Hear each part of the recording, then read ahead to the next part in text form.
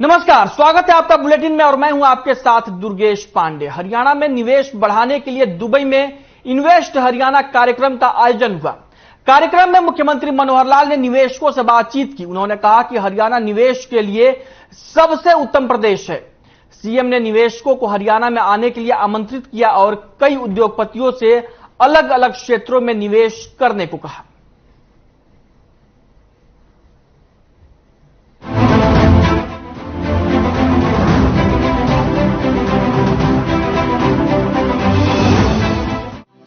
प्रदेश के मुख्यमंत्री मनोहर लाल दुबई के दौरे पर हैं, जहां वो इन्वेस्ट हरियाणा समिट में शामिल हुए। अबू धाबी में एल्डर हेडक्वार्टर में भी सीएम ने कई मुलाकातें की। इस दौरान मुख्यमंत्री मनोहर लाल के साथ प्रदेश के उप मुख्यमंत्री दुष्यंत चौटाला भी मौजूद रहे।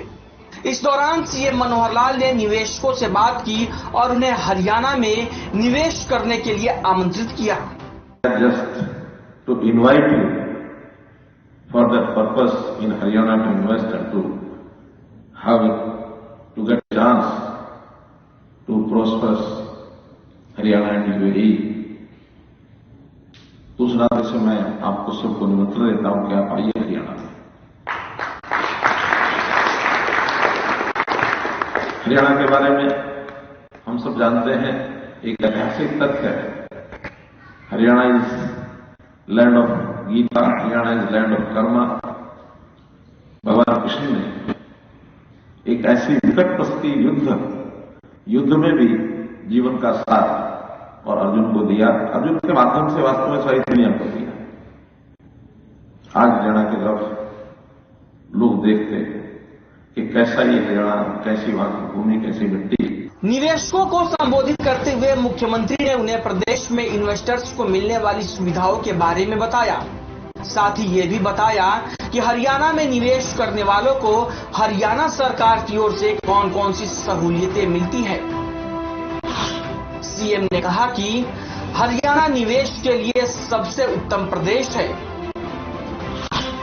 हरियाणा कर्मभूमि है, आप हरियाणा आए। हरियाणा में 24 घंटे बिजली रहती है। हरियाणा में निवेशकों को कोई समस्या नहीं होगी। इन्वेस्टर्स का विषय है, वहां एक अनुकूल वातावरण हरियाणा का, चाहे लैंड ऑर्डर, चाहे वहां के लाइसेंसिंग, वहां के क्लियरेंसेस, वहां का पावर, पानी, हर दृष्टि से आपका सहयोग और सहायता यह करेंगे। इस सहयोग सहायता के लिए आपको हरियाणा में किसी प्रकार की चिंता करने की जरूरत नहीं है। Everything will be clear through single window system. अभी हमने ग्लोबल सिटी का कलेक्टर इस विकास इन्वेस्टर्स को बुलाया था, सभी को रोड शो किया था। वहां भी हमने चर्चा की है कि कोई भी जो इन्वेस्टर है उसको चिंता ये होती है कि वहां जाने के बाद पता नहीं काम को मैं शुरू तो कर लूं, कंप्लीशन कब तक होगी। उस कंप्लीशन में ये गवर्नमेंट के जितने भी सिस्टम्स हैं वो बाधा बन रहे हैं। उन सबको ठीक करने के लिए हर चीज में, इसमें जैसे यूनिवर्सिटी है, एचएसआईडीसी सिंगल विंडो सिस्टम के आपको सारी चीज की सर्विसेज और सब प्रकार की फैसिलिटीज सब एचएसआईडीसी को प्रोवाइड कराएंगे। उद्योगपतियों को हरियाणा में इन्वेस्टमेंट का आमंत्रण देते हुए सीएम मनोहर लाल ने हरियाणा के वर्किंग कल्चर का भी जिक्र किया। इस दौरान सीएम ने प्रदेश के गुरुग्राम में बनने वाले ग्लोबल सिटी और देश की पहली स्किल यूनिवर्सिटी का भी जिक्र किया। इस दौरान सीएम ने हरियाणा के युवाओं को दुबई में प्लेसमेंट से नौकरी की भी बात की। नेशनल सिविल का व्यक्ति, एजुकेटेड व्यक्ति देश दुनिया में काम कर सकता है। Skilling, Haryana is the first state जहां हमने स्किल यूनिवर्सिटी अपनी बनाई है। हमारे वाइस चांसलर राज आए हुए हैं, तो स्किल यूनिवर्सिटी में 900 कोर्सेज हमने ये आइडेंटिफाई किए हैं कि किस प्रकार की स्किलिंग ये नौजवानों को दी जा सकती है। वर्कफोर्स को उसको स्पेस नहीं मिले तो बहुत देशों के अंदर जरूरत है, you can supply that also. तो ऐसी सब कामों के लिए हरियाणा हर दृष्टि से तैयार है। मुख्यमंत्री मनोहर लाल प्रदेश के विकास और युवाओं को रोजगार देने के लिए निवेशकों को लुभाने की पुरजोर कोशिश कर रहे हैं। इसके लिए सीएम निवेशकों से मुलाकात भी कर रहे हैं, जगह जगह के दौरे भी कर रहे हैं। लेकिन इन सब के बीच देखने वाली बात यह होगी कि मुख्यमंत्री की ये मनोहर कोशिशें कितना कामयाब हो पाती हैं और हरियाणा को कितना निवेश हासिल हो पाता है। Bureau report.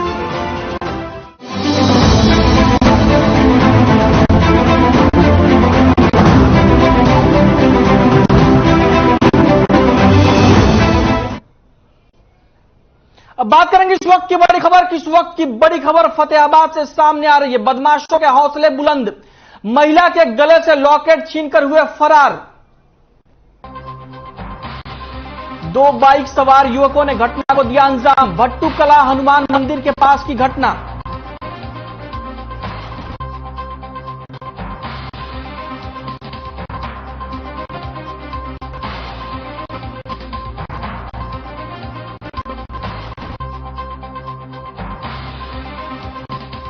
फतेहाबाद से इस वक्त की बड़ी खबर हम आप तक पहुंचा रहे हैं, जहां पर बदमाशों के हौसले बुलंद हैं। फतेहाबाद में बदमाशों के हौसले बुलंद, इस वक्त की बड़ी और अहम खबर हम आप तक पहुंचा रहे हैं। महिला के गले से लॉकेट छीनकर हुए फरार। 2 बाइक सवार युवकों ने घटना को दिया अंजाम। भट्टू कला हनुमान मंदिर के पास की घटना। फतेहाबाद से इस वक्त की बड़ी और अहम खबर हम आप तक पहुंचा रहे हैं। बदमाशों के हौसले बुलंद, महिला के गले से लॉकेट छीनकर हुए फरार। 2 बाइक सवार युवकों ने घटना को दिया अंजाम। भट्टू कला हनुमान मंदिर के पास की घटना। फतेहाबाद से इस वक्त की बड़ी और अहम खबर हम आप तक पहुंचा रहे हैं। बदमाशों के हौसले बुलंद, महिला के गले से लॉकेट छीनकर हुए फरार। 2 बाइक सवार युवकों ने घटना को दिया अंजाम। भट्टू कला हनुमान मंदिर के पास की घटना।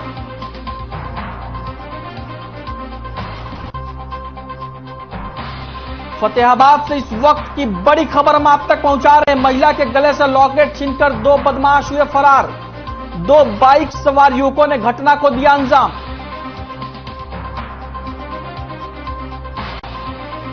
बदमाशों के हौसले बुलंद, फतेहाबाद से इस वक्त की बड़ी खबर हम आप तक पहुंचा रहे हैं। महिला के गले से लॉकेट छीनकर हुए फरार। 2 बाइक सवार युवकों ने घटना को दिया अंजाम।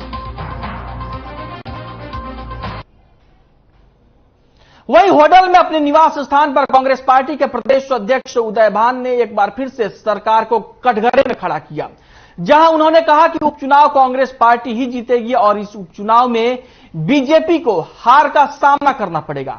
उन्होंने कहा कि इस उपचुनाव में महंगाई, बेरोजगारी, शिक्षा, स्वास्थ्य, इन सभी मुद्दों को लेकर जमीनी स्तर पर वो उतरेंगे और प्रदेश में कांग्रेस अपना परचम लहराएगी।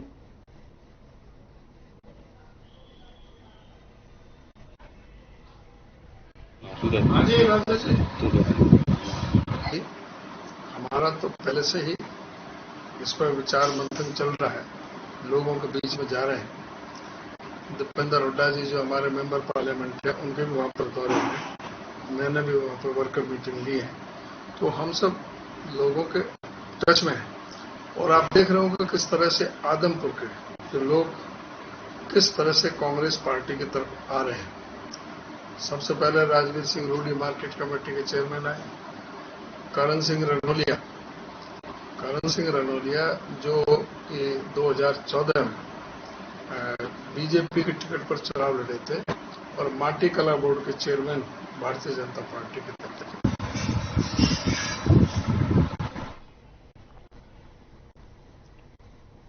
आदमपुर उपचुनाव को लेकर लगातार बयानबाजी अब तेज होती नजर आ रही है। इसी सिलसिले में कांग्रेस के प्रदेश अध्यक्ष उदय भान ने बीजेपी पर निशाना साधा है। उदय भान ने कहा कि आदमपुर का उपचुनाव कांग्रेस पार्टी जीतेगी और इस उपचुनाव में बीजेपी को हार का सामना करना पड़ेगा।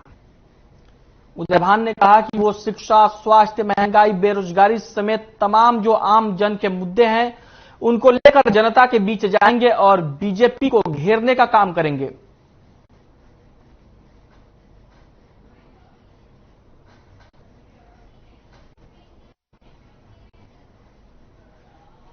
अब बात करेंगे इस वक्त की बड़ी खबर की। इस वक्त की बड़ी और अहम खबर पौड़ी से आ रही है। अनियंत्रित होकर खाई में गिरी बस में करीब 45 लोग थे सवार। पुलिस की टीम मौके के लिए रवाना। इस वक्त की बड़ी और अहम खबर उत्तराखंड से सामने आ रही है। उत्तराखंड के पौड़ी में खाई में गिरी बस। अनियंत्रित होकर खाई में गिरी बस। बस में करीब 45 लोग थे। सब पुलिस की टीम मौके के लिए रवाना।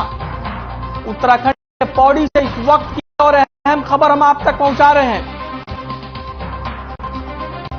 अनियंत्रित होकर खाई में गिरी बस। बस में करीब 45 लोग थे सवार। पुलिस की टीम मौके के लिए।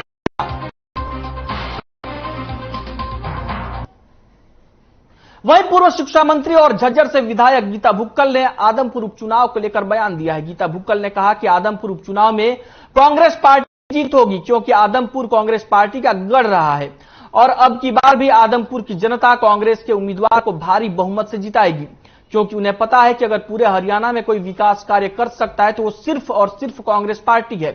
साथ ही उन्होंने कहा कि कुलदीप बिश्नोई भी कांग्रेस पार्टी की टिकट पर ही वहां से जीते थे, लेकिन अब की बार जनता उनकी बातें समझ गई है।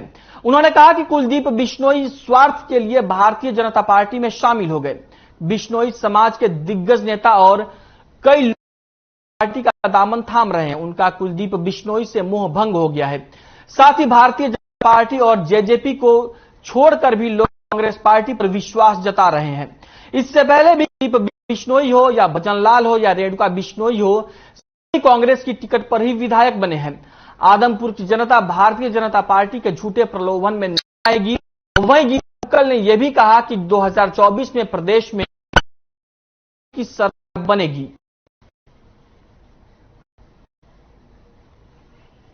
आप जैसे बता रहे हैं कि कांग्रेस का गढ़, लेकिन भजनलाल की विधानसभा जो क्षेत्र है वो तौर पर कांग्रेस की सीट रही है जी। अभी जो की तिथि आई है जिसमें 3 को, जैसा कि आपने बताया है कि वोट पड़ेंगे जी। इसके लिए कांग्रेस पार्टी की पूरी तैयारी है। हमारे नेता चौधरी भूपेंद्र सिंह हुड्डा जी और तमाम सीनियर लीडर्स इस बात को लेकर लगे हुए हैं और ये चुनाव आया है, कांग्रेस पार्टी को ही वोट पड़ा था, कांग्रेस पार्टी की सीट थी। भाई कुलदीप बिश्नोई जी को कांग्रेस का वोट देकर आदमपुर के विधानसभा क्षेत्र से विधायक बनाया था, लेकिन उन्होंने अपना पाला बदला और इसमें आदमपुर की जनता के साथ बहुत बड़ा एक विश्वास करने का काम किया। आप जैसे बता रहे हैं कि कांग्रेस का गढ़ है, लेकिन भजनलाल की सीट हमेशा आई है। कांग्रेस को कहीं ना कहीं चैलेंजिंग होगा, क्योंकि अब की बार चेहरा जो भारतीय जनता पार्टी का वो होगा कुलदीप बिश्नोई। तो क्या मुद्दे लेकर जाएंगे? तो कौन कह सकता है कि कुलदीप बिश्नोई जी चेहरा होंगे? तो पार्टी भारतीय जनता पार्टी को डिसाइड करना है कि कौन प्रत्याशी होगा, जैसे कांग्रेस पार्टी को तय करना है। अब जैसे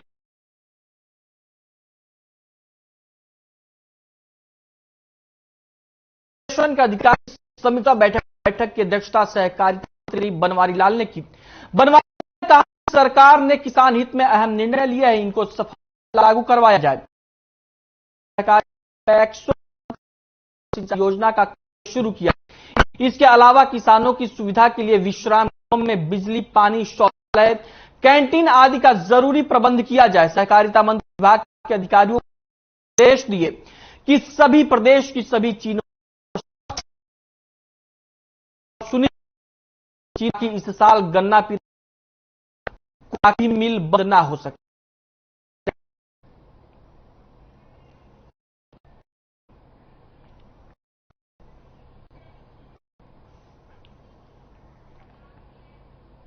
वहीं थाने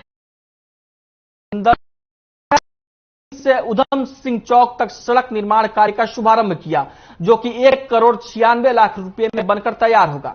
इस मौके पर पत्रकारों से बातचीत करते हुए सुभाष सुधा ने कहा कि शहर की हर गली और सड़क को दुरुस्त किया जाएगा ताकि आम लोगों को असुविधा का सामना न करना पड़े।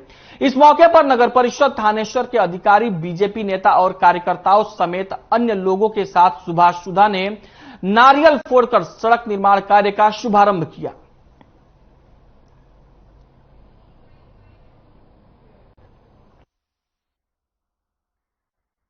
बड़ी देश के अंदर एक कोरोना महामारी आई और कोरोना महामारी के कारण देश के अंदर सारी अर्थव्यवस्था का बहुत बड़ा नुकसान हुआ। उसके तहत मैं कहूँगा हर आदमी को रेजिडेंसी लॉस हुआ। सरकार के पास भी कोई सोच नहीं था, इसकी वजह से काम बहुत बंद होते। लेकिन अब 1 वर्ष से लगातार बहुत सफीर से कार्य हो रहे हैं और मैं देखूंगा जो सड़कों का एक बात कहते थे सड़कों की, मैंने पहले भी कहा था कि जो सड़कें टूटी हुई हैं कुछ जिम्मेवारी भी हमारी है और कुछ काम कराने की जिम्मेवारी भी हमारी है, दोनों काम क्या। वहीं भवानी प्रताप की मध्यस्थता में गौ सेवकों के उपायुक्त और एसडीएम के साथ मीटिंग हुई, जिसको जिला प्रशासन ने गौ सेवकों की सभी मांगे मान ली, जिसके बाद 22वें दिन गौ सेवकों ने अपना धरना समाप्त किया। आपको बता दें कि घायल जानवरों को समय और मौके पर इलाज के लिए गौ सेवकों ने 14 सितंबर से स्थानीय पुलिस लाइन के सामने भिवानी पॉलिटेक्निक के पास धरना दिया था। अपनी मांगों को लेकर गौ सेवक कई बार कृषि मंत्री, सांसद और विधायक के घर पर घायल गायों को लेकर विरोध भी जता चुके थे। विधायक घनश्याम सर्राफ ने गौ सेवकों की उपायुक्त से मीटिंग करवाई और उनकी मांगों को पूरा करवाया।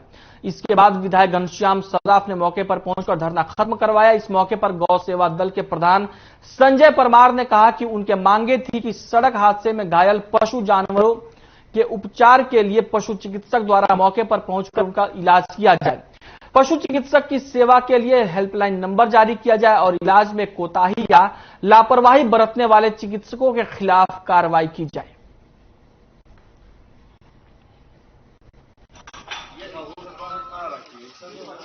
कोई भी संघर्ष हो, कोई भी सेवा होती है, उसमें थोड़ी बहुत परेशानी तो आती रहती है। तो इसमें भी परेशानी आई। थोड़ा सा हमारे जो चिकित्सक महोदय हैं, जो बड़े वाले, उनकी हठधर्मिता के कारण हमारी थोड़ी सी मिसकम्युनिकेशन गैप हुआ।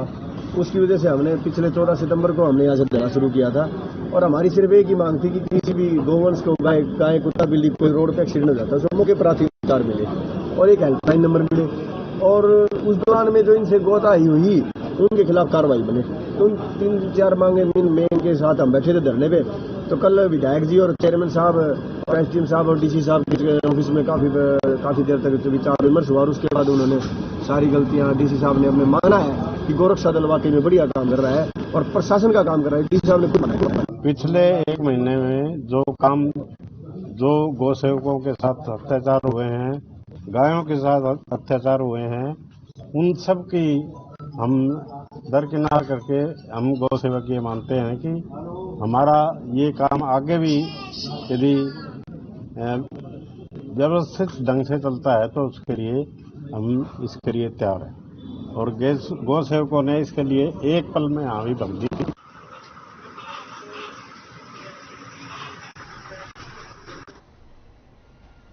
वहीं मंगलवार को खरीफ फसल खरीद का निरीक्षण करने के लिए विज्ञान एवं प्रौद्योगिकी विभाग के अतिरिक्त मुख्य सचिव डॉक्टर अशोक खेमका पुनाना अनाज मंडी पहुंचे।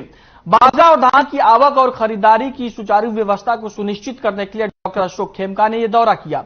इस दौरान उन्होंने किसानों और आढ़तियों की मांगों और समस्याओं की सुनवाई की और जल्द ही समाधान कराने का आश्वासन दिया। वहीं करीब 4 दिन पहले अनाज मंडी में बाजरा लेकर आए किसान अपनी फसल को लेकर काफी परेशान दिखाई दिए।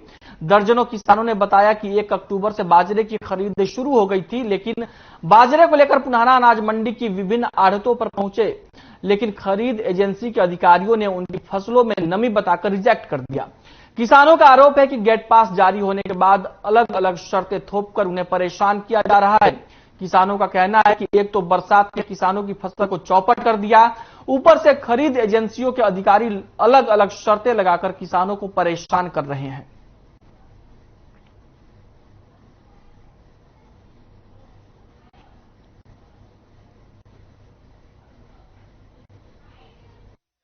माल यहाँ पड़ा है और हर रोज आते हैं हैफेड वाले, मार्केट कमेटी वाले, उस सैंपल ले जाते हैं और आगे भेज कर अगले दिन आ जाता है कि भाई पास नहीं हुआ। और मेरा ही नहीं, लगभग मैंने नहीं सुना किसी का अभी तक पास हुआ इस मंडी में। आज अशोक खेमका आया जी, उन्होंने किसानों की समस्या सुनी है और वादा किया है कि मैं इन समस्याओं को प्रधानमंत्री तक, मुख्यमंत्री तक पहुंचाऊंगा, क्योंकि किसानों की समस्या बड़ी जटिल है। पिछले 4 दिन से किसान मंडी में बाजरा लेके आ रहे हैं, जिसमें आज चौथे दिन 3 डेयरी खरीदी गई है, जबकि 300-400 डेयरी फेल हो गई हैं। तो बोली पे भी भाव बाजरे का टूट चुका है, क्योंकि एकदम से बाजरा आ रहा है। किसान तो समझता है कि मेरा 2300 में बिकेगा जाके, इसलिए वो बाजरा लेके आ रहा है। बाकी तो प्राइवेट में बिकता है, तो प्राइवेट में भी भाव टूट चुके हैं बाजरा का, जो अब 1600 तक।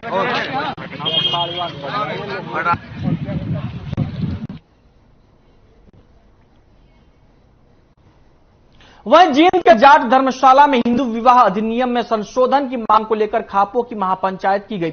सर्वजातीय सर्वखाप के राष्ट्रीय संयोजक टेकराम कंडेला की अध्यक्षता में महापंचायत हुई, जिसमें 70 के आसपास खापों के प्रधान और उनके प्रतिनिधि शामिल हुए। सभी ने हाथ उठाकर एक गांव एक गोत्र में शादी करने पर रोक लगाने की मांग की। इसके अलावा उत्तर भारत में अपने गांव के साथ लगते पड़ोसी गांव में भी शादी नहीं करने की रोक लगाने की मांग की। महापंचायत में टेकराम कंडेला की अध्यक्षता में एक 10 सदस्यीय कमेटी बनाई गई, जो पंचायत चुनाव के बाद जन जागरण अभियान चलाकर लोगों को इसके लिए जागरूक करेगी।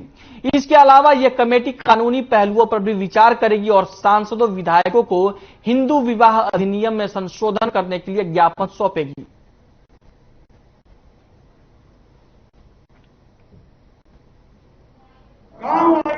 राष्ट्रीय स्तर पर और सभी प्रदेशों आज हिंदू मैरिज एक्ट को लेकर जो उत्तरी भारत की जो खाप पंचायतें बनाई गई, इसमें हरियाणा के तपे बाड़े और खाप और जो दिल्ली से, उत्तर प्रदेश से, पंजाब से, राजस्थान से सभी खापों ने इसमें 150 के करीब खाप, बाड़े, तपे और सामाजिक संगठन पहुंचे हैं। उसमें हमने 3 प्रकार की कमेटियां बनाई हैं। एक युवाओं की कमेटी बनाई है, एक महिलाओं की कमेटी बनाई है, एक बड़ी कमेटी बनाई है। वह केंद्र सरकार या हरियाणा सरकार या कोई मुख्यमंत्री सभी वह बातचीत करें। ये तो पंचायत चुनाव के बाद कोई मीटिंग बुलाकर इस पर आगे आगामी आंदोलन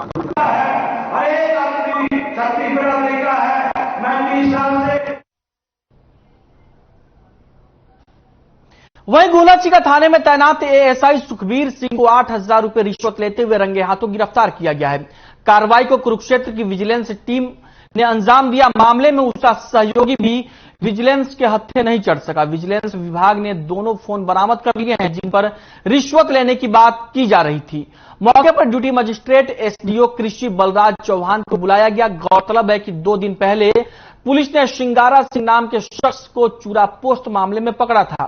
आरोप है कि एएसआई ने शिंगारा सिंह के बेटे को भी फंसाने की धमकी दी थी, जिसकी एवज में 10,000 रुपए रिश्वत मांगी गई थी, जबकि सौदा 8,000 रुपए में तय हुआ था।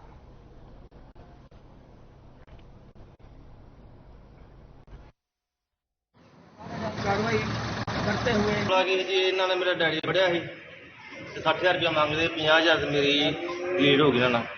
ठीक है, मैं 45,000 रुपया देता इन्होंने। आंदे तेरा 29 नाम आता, 45 तेरा, बाकी होर लिया के दो। फिर मैं आया वा, इन्हें 10,000 रुपया होर मंगया मेरे को, 8,000 रुपया मैं लिया के दिता।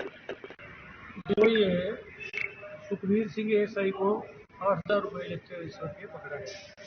मैटर ये था कि सुखबीर जो शमशेर सिंह ने पकड़ाया है, इसके फादर के खिलाफ 1 किलो की पर्चा दर्ज करना शिकत था 2 तारीख।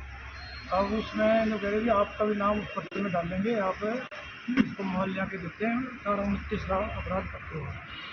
तो उसने रिक्वेस्ट करी मेरे को वो न डालो, बीच में न डालो जी। और मैं आपको ये कहने लगे कि आपने मेरे को 10,000 रुपये देना है। ये कहने लगे मैं गरीब आदमी हूँ, मैं आपको 8,000 रुपये दे दूँगा।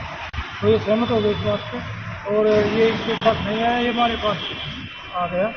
मैं कुछ क्षेत्र में मेरी ड्यूटी है, क्षेत्र में मेरे पास पहुँचे अपनी दरख्वास्त लेके और पैसे लेके। वहाँ मैंने अफसरों से बात करके और रेडिंग पार्टी तैयार करके मैंने रेड कर दिया। जो ये है मैंने पैसे लिखते रेडी। बुलेटिन में फिलहाल के लिए इतना ही। नमस्कार।